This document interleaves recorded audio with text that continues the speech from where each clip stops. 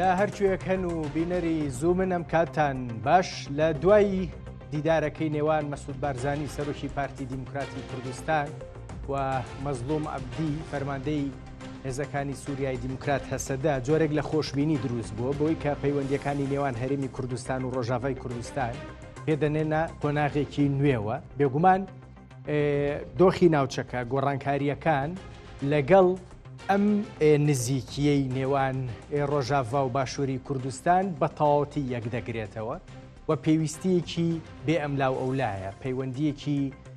با بڵێن بەهێز و خۆتەواوکردن یەکتری تەواوکردن لە نێوان هەردوو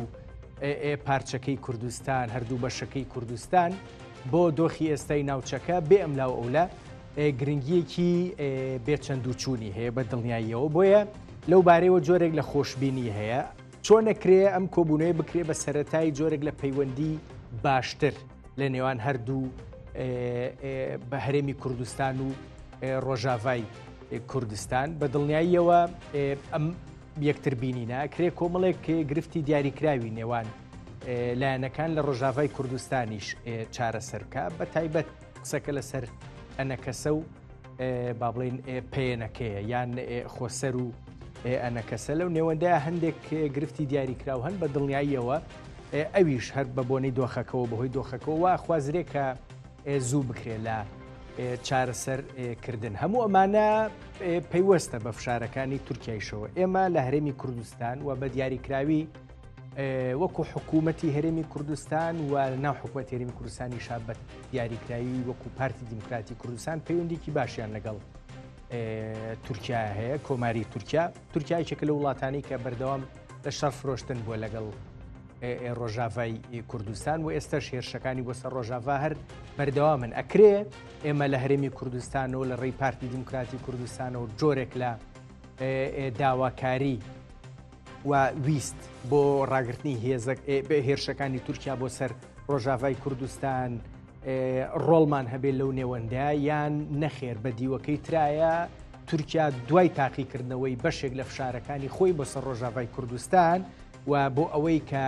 کورد لە ڕۆژاوا لە چوارچەوەی ئەوەی ناونراوە سووریای نوێ بەکەم لی دەربچێت جۆرێک لە فشاری بۆ سەر ڕۆژاوا دەست پێ کردووە. پێدەچێت لە هەندێکیان باشی نەهێنا بێ ئێستا بەدیلەکەی لە ڕێگەی هەرێمی کوردستانەوە هەندێک شت بە ڕۆژاوای کوردستان بکە. ئەمە کامیانە بە دڵنیاییەوە ئێمە ئەم شەو شرۆڤەیەکەین. بە هەر حاڵ کۆبوونەوەیەکی گرنگ کراوە و لەگەڵ هەریەک لە بەڕێزان دکتۆر ئاراس عەبدوڵڵا شرۆڤەکاری سیاسی بەڕێزیان لە هەولێرەوە لەگەڵمان، دڵشاد مەلا نووسەر و ڕۆژنامەنووس ئەویش بە سکایپ لە ئێدنبرەی سکۆتلەنداوە لەگەڵمایە. دکتۆر ئاراس هەڤاڵ دڵشاد، سڵاوتان لێبێ، وادارم هەردوولا زۆر زۆر باش بن، بەخێر بێن بۆ زووم. ئەگەر بکرێ من هەڤاڵ دڵشاد ڕێمبەل لەگەڵ دکتۆر ئاراسا گفتوگۆکە دەست پێ یەکەم. کۆبوونەوەکەی کاک مەسعود بارزانی لەگەڵ مەزلوم عەبدی بە دڵنیاییەوە بۆ کورد کۆبوونەوەیەکی زۆر زۆر باش بوو، بەگشتی بە ئەرێنی لێ ئەڕوانرێ. ئەکرێ بزانین دیدارەکەی سەلاحەددین چی لە دۆخی پەیوەندیەکان لە نێوان ئێمە لە باشووری کوردستان لەگەڵ کوردانی ڕۆژاوای کوردستانە ئاگۆڕێ. بەڵێ شەوتان باش، ڕێز و خۆشەویستیم بۆتان هەیە. طبعاً یەکبوونی کورد، یەکدەنجی کورد لە گۆڕانکاریەکدا کە لە ناوچەکەدا ڕوودەدا بەڕاستی جێگای خۆشە. ئەو دیدارەی کەوا ڕوویدا لە نێوان سەرۆک بارزانی و کاک مەزلوم عەبدی دیدارێکی مێژوویە، هەنگاوە ڕاست و دروستەکەشە. بۆیە گرینگە کورد لە ڕۆژئاوای کوردستان سوود لە ئەو عیلاقانەیەکەوە سەرکردەکانی هەرێمی کوردستان هەیەە لەگەڵ وڵاتانی ئیقلیمی و لەسەر ئاسینی و دەوڵەتی ئەم دەرفەتە بقۆزنەوە بۆ ئەوەی لە دەستوری داهاتووی سووریا بە تایبەتی ئەو سووریانوەی کەوا باز دەکرێت و کاریگەری تورکیای لەسەرە کورد بتوانێت مافەنەتەوەیەکانی خۆی جێبەجێ بکە. هەنگاوەیەکی ڕاست و دروستە، پێویستە هەموو پارت و لە نەسیاسیەکان لە ڕۆژهەڵات، لە ڕۆژئاوا، لە باشوور، لە باکوور پشتگیری ئەو هەنگاوە بکەن، چونکە قۆناغێکی نوێیە لە ڕۆژهەڵاتی ناوەڕاست تایبەتتر کە ئێستا ڕۆژئاوا و سووریای گرتوتەوە ئەو دیدارە ئەگەر بێت و بەرهەمی هەبێت لەسەر ئەرزی واقعدا بێگومان کورد دەستکەوتی باشتر بەدەست دێرێت چونکە خۆتان باشتر دەزانن لەگەڵ گۆڕانکاری هەر سیستەمێک لە وڵاتێکدا ڕوخانی ڕژێمێک و هاتنە کای ڕژێمێکی تر هەنگاوەکانی بە سیستمکردنی ئەو حکومەتە نوێیە دەست پێەکە لە نووسینەوەی دەستورە لە ڕێخستنەوەی کاروباری ئەو وڵاتەیە لە دروستکردنی پەیوەندیەکانیەتی لەسەر ئاستی ئیقلیمی نێودەوڵەتی ئەوەی بەلای ئێمە گرینگە کورد لە دەستوری داهاتووی سووریا پشتی شێری بەربکەوێ ئێمە هەروەک دەزانین لە سەردەمی ڕژێمی بەشار ئەساد بەشێکی زۆر لە کوردان خاوەن ناسنامە نەبوون خاوەن ماف نەبوون گرینگە لە دەستوری داهاتووی سووریا وەک سوودوەرگرتن لەو دەستوری عێراقەوە ئەگەر وەکو خۆشی جێبەجێ نەکرابێت لە واقعدا بەڵام هاوشێوەی دەستوری عێراق مافە سەرەتایەکانی کورد بەشداری پرۆسی سیاسی لە سووریادا هەبێت کورد پێگەی هەبێت کورد لە کابینەکانی حکومەتێک لە دوایەکانی سووریای نوێ پشکدار بێ ئەوانش زامن بکرێ بە پشتگیری هاوپەیمانان و بە پشتگیری دکتۆر ڕاستیەکەی ئەمانی کە باست کرد لە ڕسمە گەورەکەیە کوردستان هەیە هەمووی پرسی گرنگن بۆ کورد لە ڕۆژاوای کوردستان بەڵام ئەوەی ماوە بکرێەوە هێشتان سەرباری بەشێک لە هەنگاوەکان فشاری هاوپەیمانان و ئەمریکا و کۆمەڵی نێودەوڵەتی ڕاستیەکەی و داخوازی کورد لە هەر شوێنێک بێ بەوەی کورد لە ڕۆژاوای کوردستان ئەنە کەسە و هێزەکانی دیکە بە دڵنیاییەوە جۆرێک لە یەکریزی لە یەکگرتووی پیشان بن و پێکەوە کارێکی دیاریکرا و بە ئاراستەی دیمەشق بکەن ئەمان هێشتا نادۆتە دی ئێمە لە هەرێمی کوردستان پارتی دیموکراتی کوردستان حکومەت هەرێمی کوردستان باشووری کوردستان چۆن نەتوانین یارمەتی ئەم پێکەوەیە لە ڕۆژاوای کوردستان بین چونکە بە دڵنیاییەوە دیارە ینی پارتی دیموکراتی کوردستان کاریگەری لەسەر ئەنە کەسە ناشارێتەوە.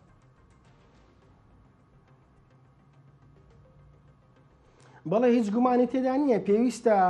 ئەو هەڵانەی کەوا لە هەرێمی کوردستان ڕوویان داوە وەکو تەجروبەیەک بۆ ڕۆژئاوا دووبارە نەکرێتەوە سوودی لێ ببیندرێ ئەو دەستکەوتانەی کەوا لە چوارچەوەی هەرێمی کوردستان بەدەست هاتووە لەو کاتانەی کەوا لە پارتولانە سیاسیەکانی هەرێمی کوردستانیە گرتو بوونە توانیمانە دەستکەوتی زیاتر لە چوارچێوەی عێراقا بەدەست بێنین هەرچ کاتێکیش کورد لە هەرێمی کوردستان کەوا لە لابەشی سەدوو بەرەیا بووە لەسەر مێزی گفتوگۆ هەمیشە دۆڕابووینە دەستکەوتمان لەدەست داوە گرینگە ئەو باڵێن لایەنە ئەرێنیەکە و ئیجابیەکەی یعنی باڵێن ببوورە نەرێنیەکە و ئەرێنیەکەی بگوازرێتەوە ڕۆژئاوا یەکگرتووی کورد لە ڕۆژئاوا زۆر گرنگە لە حاڵی ئێستا دەکەوا قۆناغێکی نوێیە کۆمەڵێک گروپ لە چوارچێوەی هەیەی تەحریری شاما کۆبوونەوە ئەوڕۆ دەسەڵاتی سیاسی سووریایان گرتە دەست ئەگەر سیر بکەی کۆمەلگای نێودەوڵەتیش ئیعترافی پێکردوون زۆربەی زۆری وڵاتانی تریش بە شێوەی تاکلایانانە ئینفرادانە ئیعترافی پێکردوون هیچ گومانیشی تێدانیە کاریگەری وڵاتێکی زلیێزی وەشی تورکیا لە ناوچەکە لە سەریان هەیە بۆیە گرنگە پارتی یەکێتی با بڵێن نەوەی نوێ هەر حزبێک لە کوردستان هەیە بەلایەنە ئیسلامی و علمانیەکانەوە پشتگیری ئەو هەنگاوە بکەن پێویستە پەکەکە حزبەکانی ڕۆژهەڵات پشتگیری ئەو هەنگاوە بکەن پاراستنی بەرژەوەندی نەتەوەیی لە سەروی بەرژەوەندی بەرچەستی حیزبایەتی بێ گرنگە ئێمە هەموو هەدەفمان و ئامانجمان دروستکردنی کیانێک بێ لە ڕۆژئاوا ئەوە ئەساسەکەیە ئەگەر ئەو کیانە دروست بوو قۆناغەکانی تر دەتوانین هەنگایی بۆ بەژین هیچ کێشە نییە ئێمە بیر و ڕای جیاوازمان هەبێ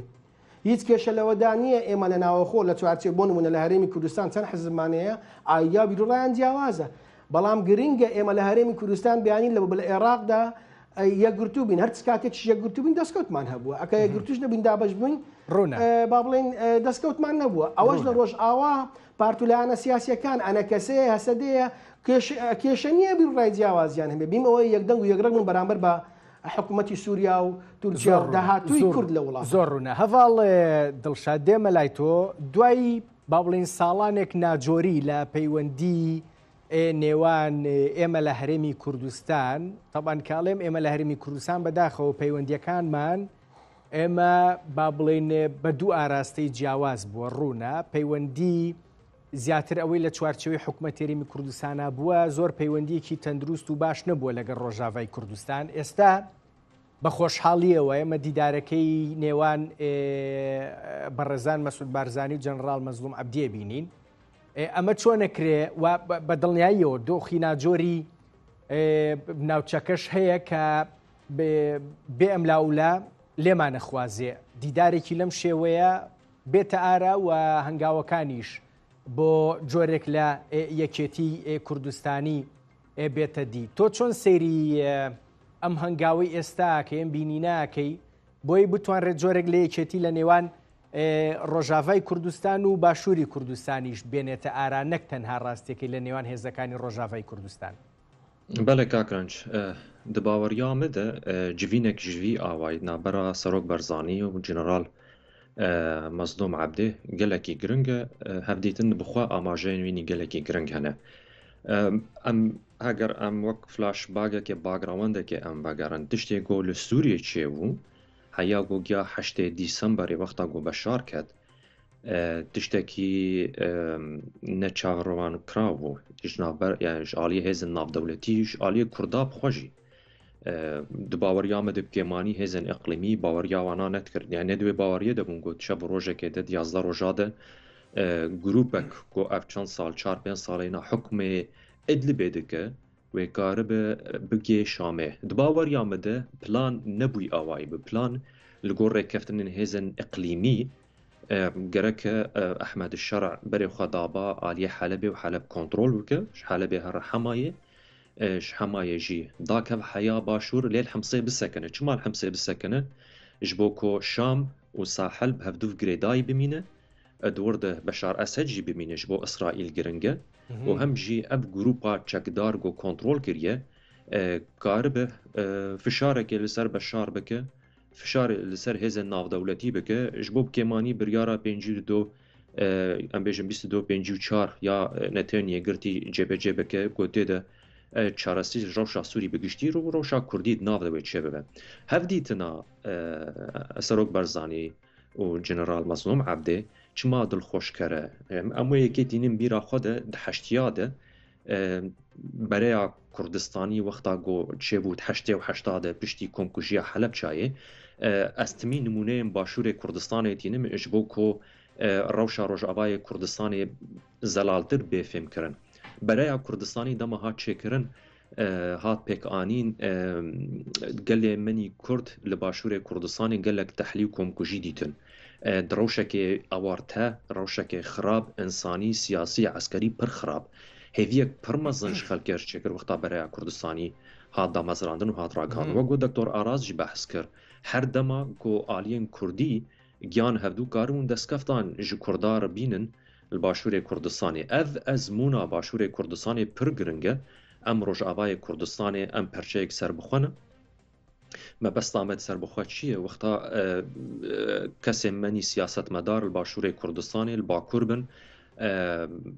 li rojava bin behsa Kurdistanê tê kirin dibêje her perçeyeka Kurdistanê taybetmendiya wê ne heye û rewşa pirsgirêka wê jî taybetmendiye wê nabixwe heye gerek li gor vê taybetmendiya wê ne were çareserkirin ez wê dibêjim xala cewherî gozxwazim behs bikim ezmûna başûrê Kurdistanê di zîftiyê de di lawaziyê de bihêziyê de di hemû rewşên xwe de ezmûnek wênî dolemend heye di danistandinê bi hikûmeta federal re li Bexdadê dişar de û di aştiyê de me bez jê çi ye ezmûna başûrê Kurdistanê wê gelekî fêde û mifadar be ji bo Rojavayê Kurdistanê li a giring ew jî Rojavayê Kurdistanê bigihên wî astê ji rewşenbîrî û ji weya gozanibin bi hev re karin tiştekî bikin bê hev kesek ji wan nikare ti destkefteke ne ji xwe re û ne ji Rojavayê Kurdistanê bîne ez xwazim xalekê jî bêjim kakranc heger ti derfetê bidime başûrê Kurdistanê ji dema ku tevgera Colanî dest pê kir ji 27 meha 11 de heya 8 meha 12 heya piştî em bêjin ev kontrolkirina Şamê Dîmeşq ji alîwana de nêzîkî mehekê çavê me ragihandina başûrê Kurdistanê bû ti beyannameyeka bi pir bi pêsî xwe wekû bi Kurdî soranî behs tê kirin yanî em bêjin xalekî çavê me lê bi şîretek bi هەڵوێستێک بێ نەهات ڕاگەاندن ڕاستە پشگیریە بێ پرۆسەیە ئازادکردنێ هاتەکردن و هات بەحسکردن گەرەکە ئەمە باش ویا باش نەبوو کاک دڵشاد کە هەڵوێستێکی دیاری کرا بێژم ئەسوازم بێژم ئەس بگەمێ خاڵە گۆسخوازم بێژم هەیە مەهەکێ تقریبا تا مانگێک تقریبا تا هەڵوێستێک دیارکرد نەبوو لێ سەر ئاسێ ناودەوڵەتی کاکرانج سەر ئاسێ ناودەوڵەتی ئەمریکی فەرەنسی وڵاتێن عەرەبی وەک ئوردون مصر ئیمارات سعودیە لە هەفتوو کۆم دەبوون تەوی تورکی و ئیران و رووسیا لە هەفتوو کۆم دەبوون دە چارچۆڤەیەن ڕێکەفتنێن ناودەوڵەتی و دیارکردنا زەلالبوونا خەتێن ئەمریکی و فەرەنسی و تورکی کاری بوو هەرێما کوردستانê ڕۆڵا خۆ ببینە و باوەڕیامەدە تشتێکی ئەرێنیە تشتێکی ئەرێنیە ji ber em nikarin dijî berjewendiyên navdewletî herêma Kurdistanê tev bigere wek Rojavayê Kurdistanê em vê yekê jî baş fêm dikin. باش دەستخۆش هەواڵ دڵشاد ڕاستیەکەی لەبارەی ئەوەی کە هەرێمی کوردستان ئەتوانێت ڕۆڵ ببینێ ڕۆڵێکی ئیجابی بە دڵنیاییەوە لە چوارچێوەی کاریگەریەکانی وڵاتەکانی ناوچەکە وڵاتانی هەرێمی لەسەر هێزەکانی باشووری کوردستان هەرێمی کوردستان لەسەر خودی هەرێمی کوردستانیش بۆیە من دکتۆر ئاراس لە ئێوە پرسم خۆی شتێکی باش ئەوەیە کە ئەم دیدانەی ئەم با بڵێن دیدارەی ئەم گفتوگۆی نێوان بەڕێز مەسعود بارزانی و جەنەڕاڵ مەزلوم کە ئیتر ئێمە لە هەرێمی کوردستان تەواو دانمان بە ئیدارەی خۆسەر و ڕۆژاوای کوردستان و تەنانەت هەسەدە شانە چونکە بمانێ و نەمانەوە لەو بارەیەوە شتێک کەم تەرخەمی لە هەرێمی کوردستانەوە هەستی پێکراوە جۆرێک خۆ بە دوورگرتن لەو بارەیەوە هەبوو بەڵام هاوکێشەکانی ناوچەکەش ڕاستیەکەی لەمە دووە با بڵێن ئەوەمان لێ خوازێ کە پەیوەستیەکی سیاسی لە نێوان باشووری کوردستان و ڕۆژاوای کوردستانە دروست ببێ کە من ئەڵێم پەیوەستیەکی سیاسی قسەم لەسەرەوە نییە ئێمە وەکو با بڵێن نەتەوەی کورد لە باشووری کوردستان و لە ڕۆژاوای کوردستان جۆرێک لە پێکەوە بەستنەوەمان لە نێوان نابێن نە بەڵکو پرۆژەی سیاسی نێوان باشووری کوردستان و ڕۆژاوای کوردستان وەکو جۆرێک لە تەواوکاری سەرباری ناکۆکیەکان سەرباری جیاوازی بیر و ڕاوبۆچوونەکان بە تایبەت با بڵێن هەولێر و قەندیل با بەڕوونی بیڵێم بەڵام جۆرێک لە پێکەوە بەستنەوە لە نێوان هەولێر و قامیشلووە هەبێ لە ڕووی سیاسیەوە ئەمە تا چەند گرنگە و بەڕاستی تا چەند ئەوە کۆڵێن ئەرزیەتەکە حازرە بۆ پرسێکی لەو شێوەیە بەڵێ پێش ئەوەی وەڵامی ئەو پرسیارە دەمەوە حەزم کرد لەسەر ئەو تێبینی ئەو هاوکارە بەڕێزەمان کەوا قسەی لەسەر ئەوەی کرد هەرێمی کوردستان درەنگ اعترافی بەبوونی هەیئەی تەحریری الشام کرد لە سووریا طبعا ئەو جۆرە معادلاتانە معادلاتی ئیقلیمی نێودەوڵەتی گەورن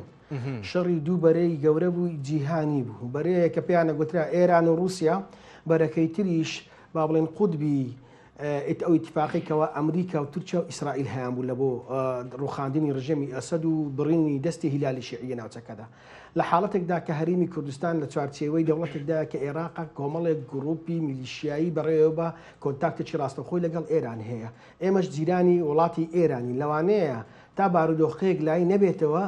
خەتەرە هەڵەیە تۆ زوو بڕیار بدەی و اعتراف بەبوونی گروپێک بکەیتەوە تا ینی بێدەنگێکی پراگماتی بوو دکتۆر وایە بڕیار لەسەنەدەوە ئەبێ با من بڕیارەکەی هەرێمی کوردستانە هەموو پارتولانە سیاسەکانی هەرێمی کوردستانم پێ بڕیارێکی عەقلانی بوو دەبایە ڕابوەستن تا بزانانی کۆمەلگای نێودەوڵەتی اعتراف بەبوونی ئەو کیاناکە چۆکارۆ خۆمان نەزانین هەیە تەحریر الشام لە چوارچێوەی لیستی تیرۆری نەتەوەی گرتوەکان و ڕێکخراوانی وڵاتی ئۆروپی و خودی ئەمریکاشدا بوو ناکرێت تۆ ڕاست بێ اعترافی پێ بکەیت بۆیە درەنگکەوتنی اعترافکردن بە بۆ بارودۆخەیەکەوە لە سووریا هەبوو بڕیارێکی عاقلانە بوو لەلایەن هەرێمی کوردستانەوە درا من زۆر بە باشم بینی بەڕاستی دەربارەی پرسیاری دووەمتان هەبوونی پەیوەندیەکی استراتیژی سیاسی لە نێوان پارچەکانی کوردستانیان ڕوونتر با بڵێن ئێستا لە نێوان پارتی دیموکراتی کوردستان حکوومەتی هەرێمی کوردستان و ئەو لایەنانێکەوە لەناو هەرێمی کوردستانن لەگەڵ ڕۆژئاوا من پێم باشە پەیوەندیەکان لە چوارچێوەی موسەساتی بێ بۆ نمونە حکوومەتی هەرێمی کوردستان لەگەڵ دەسەڵاتی خۆسەر لە ڕۆژئاوا نەک لەسەر ئاستی تاگلایانەی حیزبی ڕاستە پێشتر هەندێک گروفتە بۆ اعتراف نەکردن هەبوو بە تایبەتی لەلایەن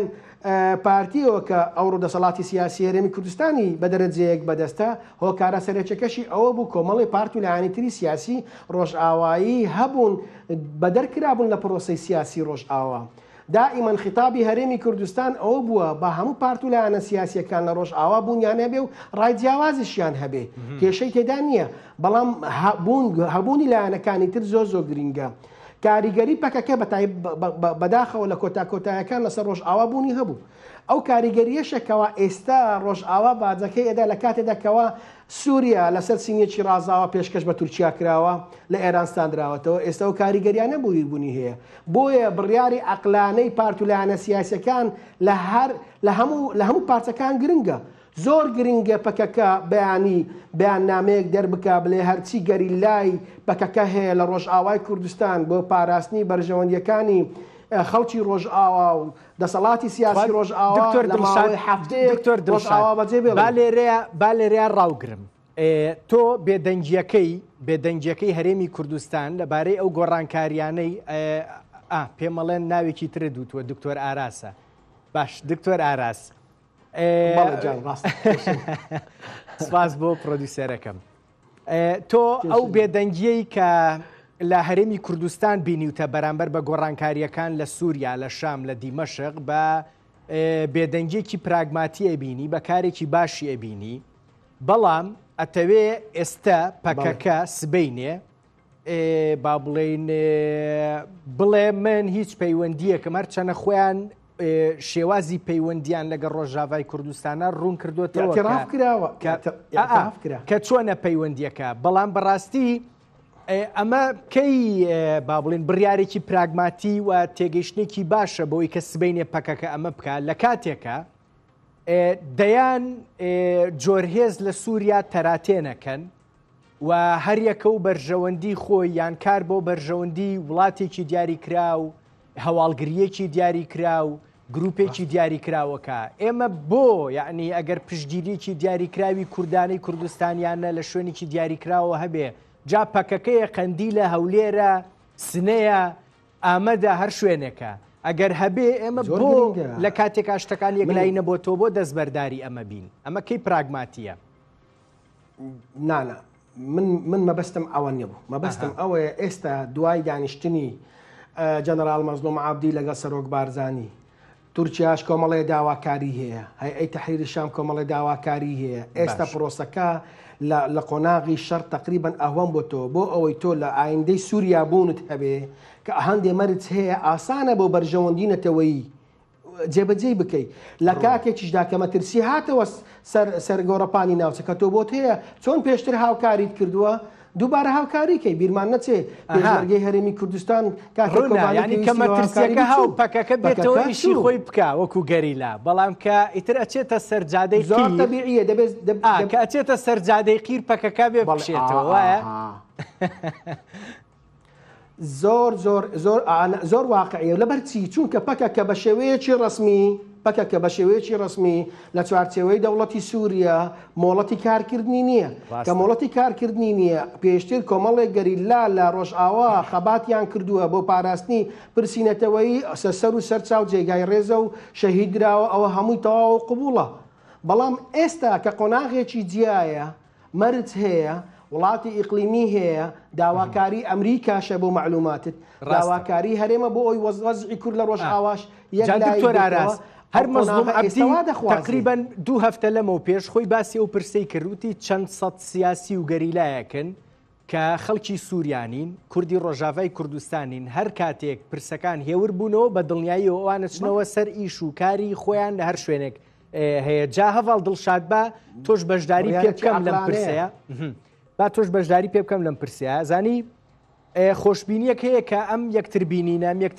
ئەم نزیک بوونەوەیە سەر لە با بڵێن لە یەکێتی کوردی و کوردستانیەوە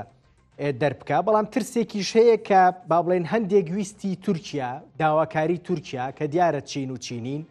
با بڵێن تێکەڵ بەم پرسەی هەوڵەکان بۆ یەک ریزی کورد بکرێ و دیاریشە تورکیا بە شێوازی جیاواز فشاری خۆی لەسەر ڕۆژاوای کوردستان کردوە پێدەچێ لە زۆر شوێن نەیتوانی بێ فشارەکان شوێنی خۆیان بگرن ئامانجەکانی نەپێکا بێ ئێستا بێوێ لە شوێنی دیکەوە ئەم داواکاریانەی خۆی بە فۆرمی دیکە لەسەر ڕۆژاوای کوردستان بسەپێنێ ئێمە چۆن وا بکەین هەم نیگەرانیەکانی تورکیا پوچەڵ بکەینەوە و کارێکی واش لەگەر ڕۆژاوای کوردستانە نەکەین کە ویستێکی دیاریکراوی تورکیا گەر بە زیانی ڕۆژاوای کوردستان ئەشکێتەوە پێیان جێبەجێ بکەین. کاکرنج دوارێ سیاسی de zehmete mero armanca xwe li seda sed cêbecê bike û dipêk bîne ser danistandina dimîne û danistandin jî divê mero kaxatê xwe xurt bike mewqifê xwe xurt bike ew jî bi yekêtiyê dibe a ewil a yekem a di dwa jî bi ezmûn dibe a siya bi zanebûn dibe tê çawa zanibe yani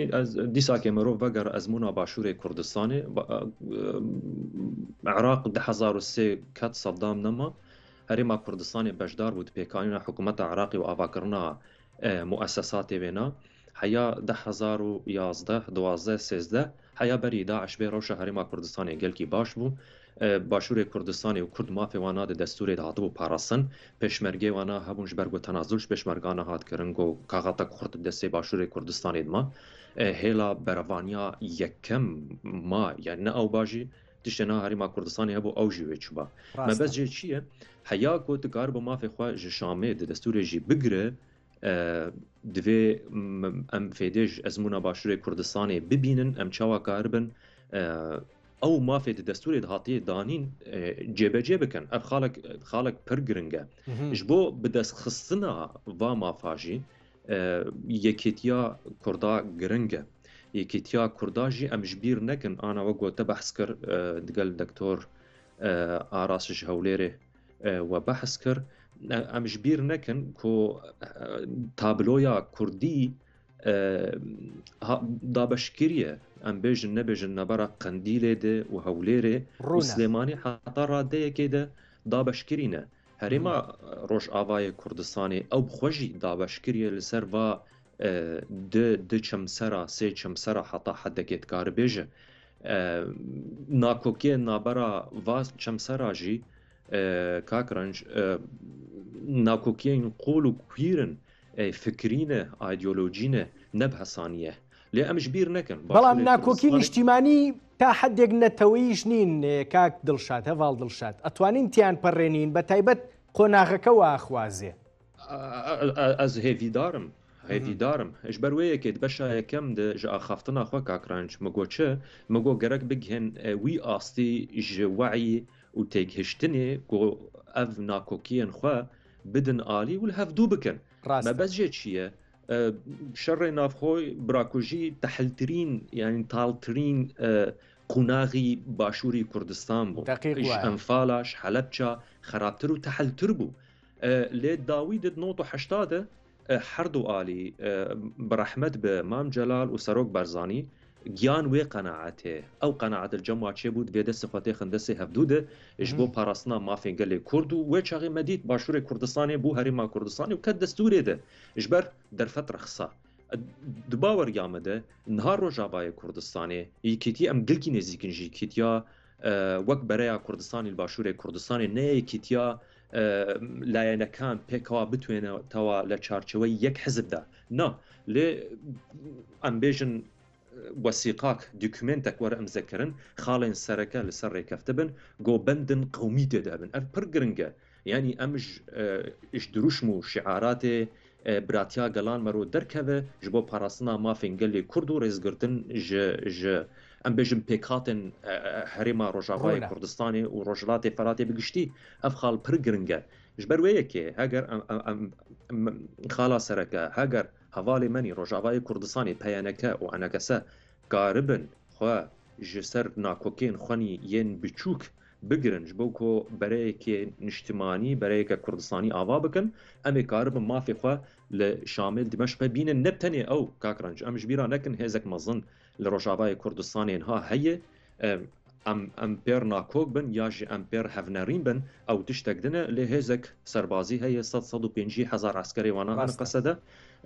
قوربانی دانێ مەڕ ئەم ڕێزێل بەروانە دەگرن دەبەرێک باش کۆنتترۆل کردە هەم ڕوبەرێک مەزنش چاندنیێر هەم ڕوبەرێک مەزن ئەمبێژن یەدەکەک مەزن ژ سامانێن یەن سروشتی ژنفت و غازەی کۆنتترۆل کردە دیمەشق شام ئیرۆپ حاجەتی ڕۆژاوای کوردستانی بێتر کۆ ڕۆژاوای کوردستانی ڕۆژلاتی فەراتی هەرە ئەس چما ئەس دەبێژم گۆ ئەم ئیرۆ نێزیکنژی کیتیە ژبەر بێتر هێزن ناودەولەتی خواستاوانە ئەوە هەم ئەمریکی ڕێ بدمێزێ خاڵێتمان بکن هەر ئەمریکی و هەم فەرەنسی لە دەرەجا ئەول دەخوازن ئەف تەرەفانە ئەف ئالین جودا بکێن هەفتوو ژ بۆ کۆکاربن سووریە ژێ قۆناغا ڕاستەوە باگەری زۆری ژەڤڵ دڵشاد ینی ئەم دیداری نێوان مەسعود بارزانی و مەزلوم عەبدی باگەری زۆر بە نێوەنگیری و بە ڕاستیەکەی هەوڵ و فشاری ئەمریکا و فەڕەنسیەکان بووە دکتۆر ئاراس باسێ بمە ئەز دقاکە ئەسخوازم زەلالکردن بۆنا بەپە لە بەس ئەز گەلێکی کورتی بێژم ji ber wê yekê dim daxela xwenî ya ewil de ya destpêkê de migoçe migo herêma Kurdistanê helwêsta xwe bi lez û bez nîşan neda ji bo ku rewşê fêm bike û ev karekî baş bû baweriya me de û herêma Kurdistanê jî di çarçobeya ecindên navdewletî de Emerîkî û Fransî ji ber ku hevpeymanin tev digere ev jî karekî baş e vê ku Başûrê Kurdistanê derecayekê xwe biparêze ji ber ku piştîneyekî pir giring ji bo Rojavayê Kurdistanê her çarpeşçê Kurdistanê û bi taybet ji bo Rojavayê Kurdistanê wê زۆربانێک pir giring be زۆر ڕوونە دکتۆر ئاراس باسی جۆرێک لە پێکەوەبوونمان کرد کە پێکەوەبوونە نەتەویەکەش نەبێ بە تەنها پێکەوەبوونێکی جۆرێک لە استراتیژی سیاسی بێ نێوان ئێمە لە هەرێمی کوردستان و کوردانی ڕۆژاوای کوردستان بە دڵنیاییەوە ئەس ناکەی یعنی هەندێک نیازپاکی هەیە پێویستەکایتر ئێمە لە باشووری کوردستان لە هەرێمی کوردستان پیشانی بین بۆ ئەوەی ئیتر وردەوردە ئەم یەکێتیە با بڵین بناغی بۆ دابنرێ و شوێنی خۆی بگرێ حەزم لەو چایشە وەڵا خۆش بووە قومەی لێتدا ئەڤاڵ کوردیە دکتۆر ئاراس جاوە تۆ نەوبینی من باسی چیەکەم من پرسیار لە تۆکەم بەڵام هەڤاڵ دڵشاد لە سکۆتلەنداوە قوم لە چایە هەست ناکە ینی لانی کەم با ئێمە هیچ نەبێت لە باشووری کوردستان دەواازەی سێماڵکە بە ڕێی کورد لە ڕۆژاوای کوردستانە بکەینەوە ئەنی ئەمە بچووکترین شتێک نییە کە ئێمە هەنگاوێکی دیاریکراوی بۆ بنین بۆ ئەوەی یەکێتیە کوردیە کوردستانیەکە لە نێوان باشووری کوردستان و ڕۆژاوای کوردستانە دروست بێ سەرباری کۆمەڵێک هەنگاوی دیکەش کە حەقا هەردوو لامان بەرامبەر بە یەکتری بینی طبعا ئەو هەنگاوە مێژوویە لەلایەن خودی جەنابی سەرۆک مەسعود بارزانیەوە هاوێشترە سەرەتا ئەو نوێنەری خۆی ناردە ڕۆژ ئاوا لەگەڵ جەنەرال مەزلوم عەبدی و لایەنە سیاسیەکانی تردانیش بەرهەمی سەردانی نوێنەری جەنابی کاک مەسعود بوو هاتنی بەڕێز مەزلوم عەبدی لێکەوتەوە بۆ هەرێمی کوردستان طبعا نوێنەری سەرۆک بارزانی چۆ کۆمەڵێ قسە و کۆمەڵێ گفت و کۆمەڵێ بابەتی بۆ سەرکردایەتی هەسەدە و با بڵێن خودی بەڕێز مەزلوم عەبدی باس کردووە ئەوە بۆتە بناغەیەکەوە ئەتوانین بڵێن هەرێمی کوردستان ئەو دەست پێشخەر بووە بۆ دروستکردنی بەرێکی یەگرتوو لە ڕۆژ ئاوا بۆ ئەوی لە ئایندەی نوێی سووریادا بوونی هەبێ ئەوە لەلایەک لەسەر ئاستەکانی تر هەرێمی کوردستان هەر لە بیدایەتەوە دەواازەکانی خۆی بە ڕووی خەڵکی ڕۆژ ئاوا کردەوە کاتێک کە داعش مەترسی بوو لە سەریان دەچی هەر شارێک لە شارەکانی کوردستان خەڵکی ڕۆژ ئاوەچی خەڵکی باشوور مامەڵی لەگەڵ دەکرێت خانووی خۆی دەکرێت ئیجازەی سایقی پێدرێ و ئەو قوتابیەکانی لە قوتابخانەکانی هەرێمی کوردستان ئەخوێنن ئەو مافانەی کەوادراوە بە مناڵەکانی ئێمە درا بە مناڵەکانی ئەوەش هەرێمی کوردستان لە بیدایەتەوە لە سەرەتاوە دەرگای واڵا کرد بە ڕووی خەڵکی ڕۆژ ئاوا کوردستان و بەشداری لە ژیانی هەرێمی کوردستاندا پێکردن هەندێک بربەستی تری یاسایی هەیە تۆ لە ڕووی جنسیە و بابەتی ئیقامە و ئەو شتانە ئەبێ بکرێت چونکە لە ئەساس ئەوانە خەڵکی وڵاتی سووریان لە چوارچێوە ئەو سنوورە دروستکراوی کەوادا بەشکرا زۆر ڕوونە جا دکتۆر ئاراس تۆ پرسێکت باس کرد بەلامەوە گرنگ بوو بەڵێ بەلامەوە گرنگ بوو تت داواکاریەکانی تورکیا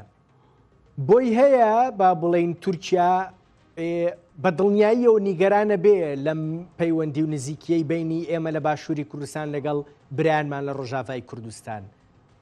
ئەم نیگەرانیە سەر کێشێ بۆ ئەوەی جۆرێک لە گرفت بۆ ئەم پێکەوەیە دروست بکە یان نا؟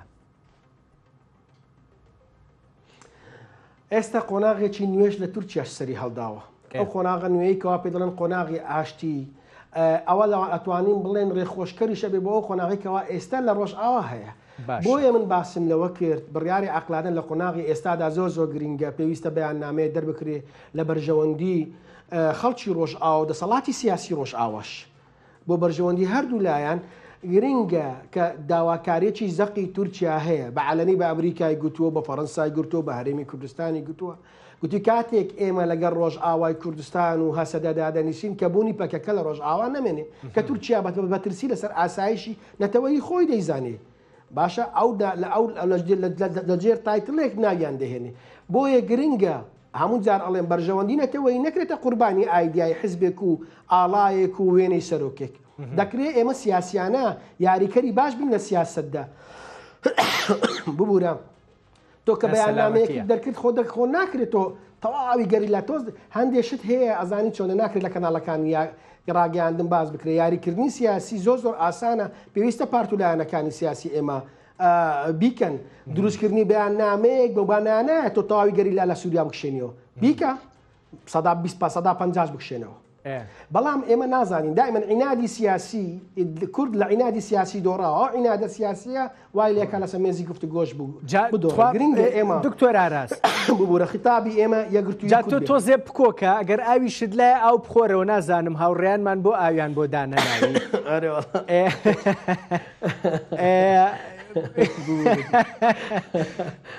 من ئاوم لایە هەڤاڵ دڵشادیش چای لایە نازانم تۆ هیچت بۆم هات کاکە. ئەدەی باشە باشە بۆم هات ئاو بخۆرەوە با من پرسیارەکەی خۆم بکەم. ئەزانی ئێمە بۆ هەر بەم دیوایە قسە بکەین، ئێمە ڕاستی ئەنەکەسەش یعنی کۆمەڵێک هەنگاوی لەسەرا بێبینیە، ینی لانی کەم شتێک کە ئەنەکەسە پێویستە بیکە ئەوەیە لە هاوپەیمانی نیشتیمانی بەناو پۆسیۆنی سووری بکشێتەوە، چونکە ئەم باڵی سیاسیەی کە ڕاستیەکەی زیاتر تورکیا نەک زیاتر هەر سەر بە تورکایە، باڵە سەربازیەکەی هەتا ئەمڕۆ هەتا ئێستا هێرشە کاتە سەر کورد لە ڕۆژاوای کوردستان. ئێتۆ یان بڵێ بەڕاستیە بێ ئەم باڵە سەربازیەی ئێمە تاوان قسەم لەسەر هێزی ڕۆژ نییە و ڕوونە، من باسی سوپای بەناو نیشتیمانی سووریەکەم کە باڵی سەربازی هاوپەیمانی نیشتیمانیە،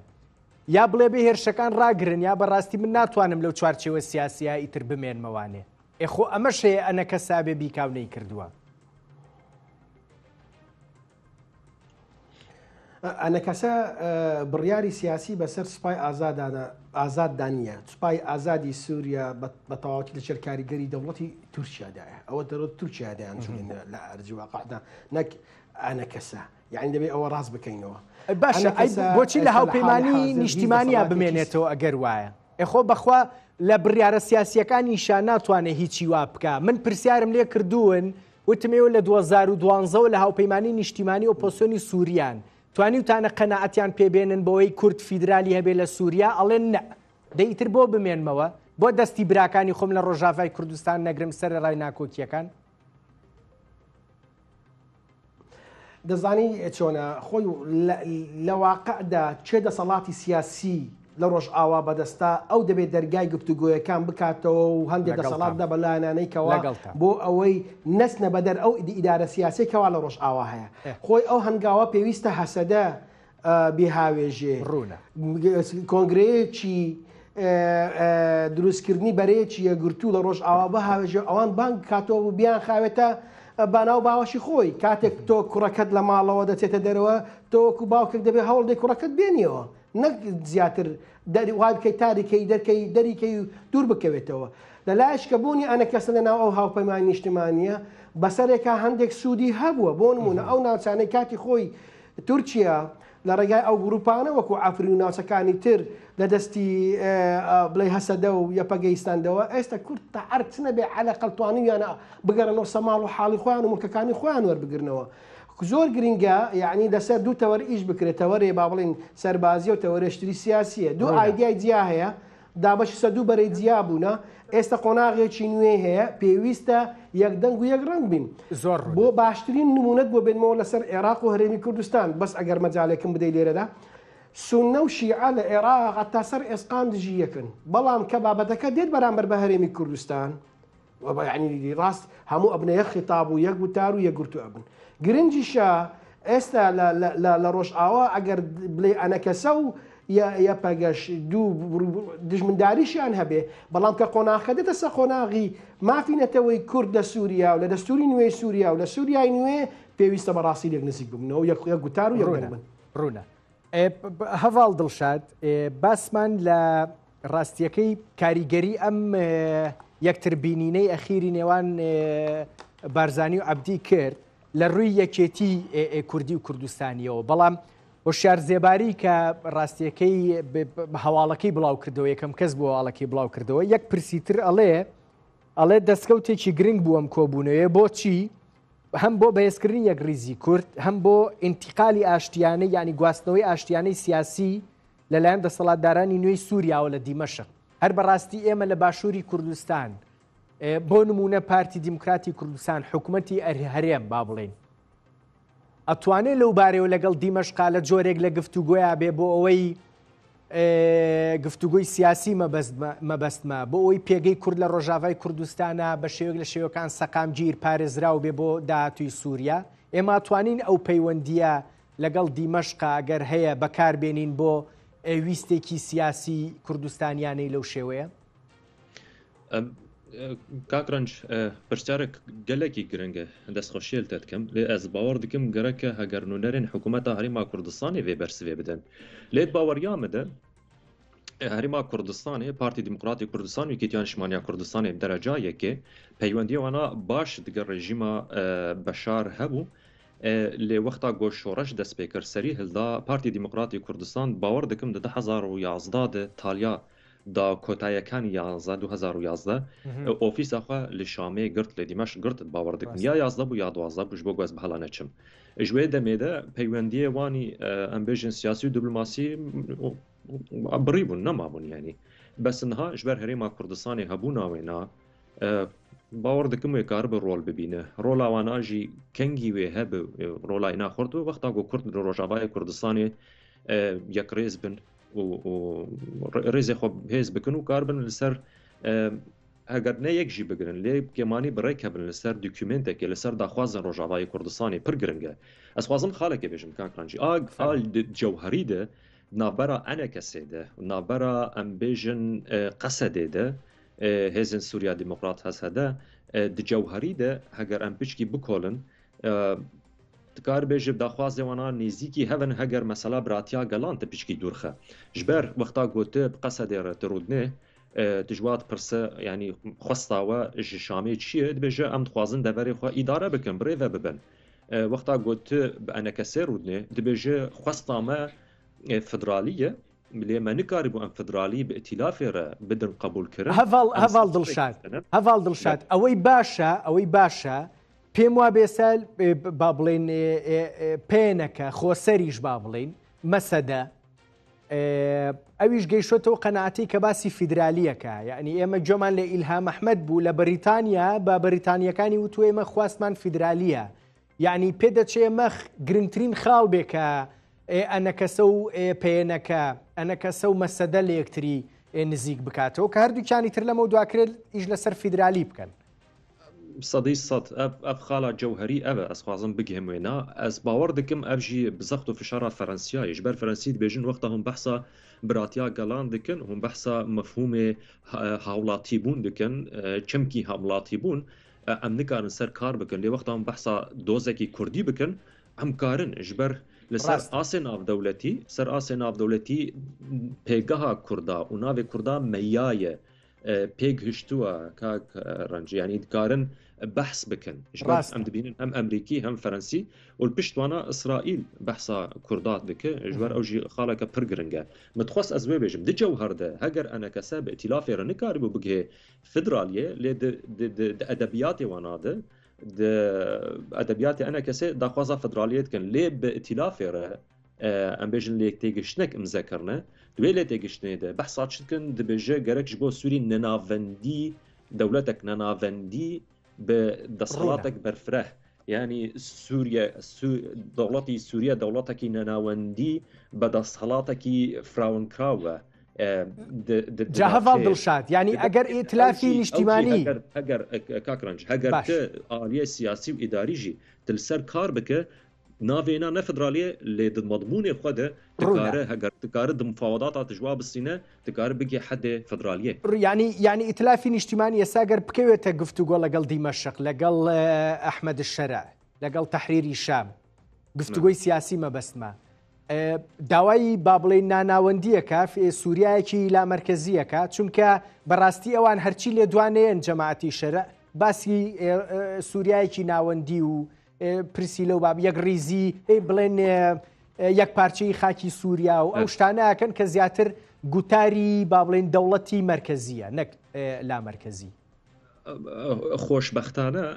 نەک تەنها کورد داوای نەناوەندی دەوڵەتەکەن لە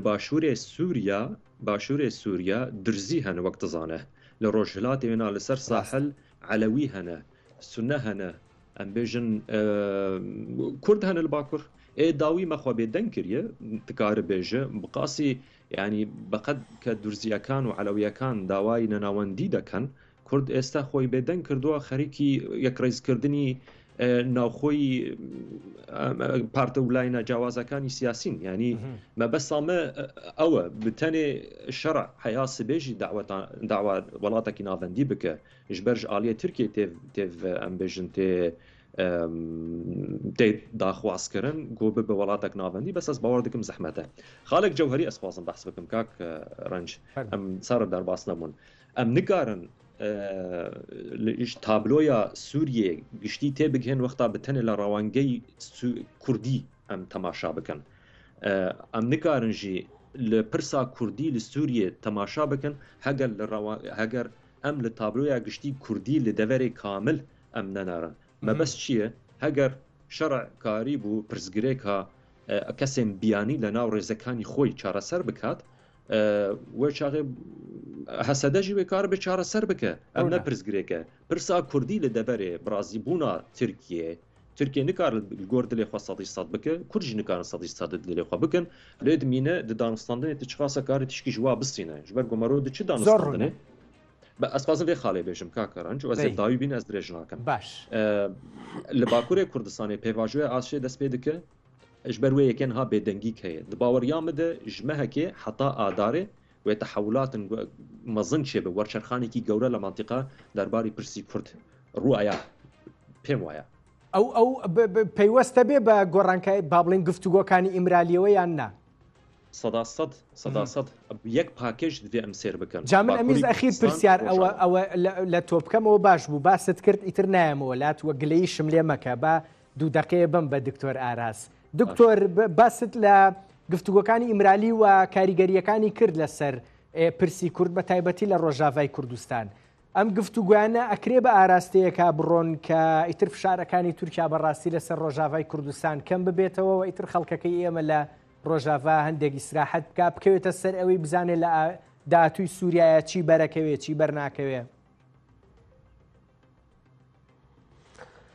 هیچ گومانی تێدا نییە دروستبوونی پەیوەندی یاخود جەوێکی ئاشیانە لە نێوان دەوڵەتی تورکیا و پەکەکە لە بەرژەوەندی نەکتەنیا ڕۆژئاوا لە بەرژەوەندی هەرێمی کوردستانیش دەوێت بە تاکید چونکە خۆتان نەزانن هەندێک ناوچەی هەرێمی کوردستانی هێزەکانی تورکیا بە بیانووی پەکەکە هاتووە داگیری کردووە طبعاً دروستبوونی پرۆسەی ئاشتی لە تورکیا چ بەدا چەکدانانی تەدریجی بێ ینی چەند ماوەیەکی بێت تا چەکان دابدرێن یان بەشداری پێکردنی پەکەکە بێت لە پرۆسەی سیاسی تورکیا بەڵێ هیچ گومانی تێدانیە کاریگەری تەواوی لەسەر پرۆسەی کورد لە ڕۆژئاوا و هەروەک چۆن کاریگەری تەواوی لەسەر هەرێمی کوردستانیش دەبێت بە تایبەتی ئەو گوند نشینانێکەوە تقریبا زیاتر لە 500 گوند هەیە وەکو ناوچەی محەڕەمەی لێ هاتووە جەنگ لە نێوان پەکەکە و لە نێوان سوپای تورکیا پرۆسەی ئاشتی لە بەرژەوەندی هەموو لایەک دەبێت هیواداریشین ئەو پرۆسەیە بگا بە ئامانج گرنگیشە کورد لە ڕۆژئاوا یەکدەنگ و یەکڕەنگ بێت سەرجەم ناکۆکیە سیاسیەکان بەلاوە بندرێن ئێستا قۆناغێکی تازەیە ئێمە دەتوانین لەسەر مێژی گفتوگۆ مەرجی خۆمان بسەپێنین بیریشمان نەچێ ئەحمەد شەرع ئەگەر بوێتی کۆمەلگای نێودەوڵەتی و وڵاتانی زلهێزی ناوچەکە لە چوارچەوەی اعترافدا بیهێڵێتەوە پێویستە ئەویش هەندێک بنەما یاسای نێودەوڵەتی هەیە دەبێت لەسەر ئاستی سووریا وەکو حکوومەتە تازەکەی جێبەجێ دەبێت هەندێک بچتە هەندێک ڕێککەوتنی نێودەوڵەتیەوە کە هەموو ئەمانە لە ئاخیرا لە خزمەتی پێکاتەکانی سووریا بن لە نێوانیا بە دڵنیایی کورد وەکو پێکاتێکی سەرەکی لە سووریا. دکتۆر ئاراس عەبدوڵڵا شرۆڤەکاری سیاسی لە هەولێرەوە لەگەڵ مابووی گەلێک سپاس دەستت خۆش بێ هەڤاڵ دڵشاد مەلا نووسەر و ڕۆژنامەنووس ئێوەش لە ئێدنبرە لە سکۆتلەنداوە لەگەڵ مابوون سپاس بۆ ئێوەش دەست خۆش بەدوعا.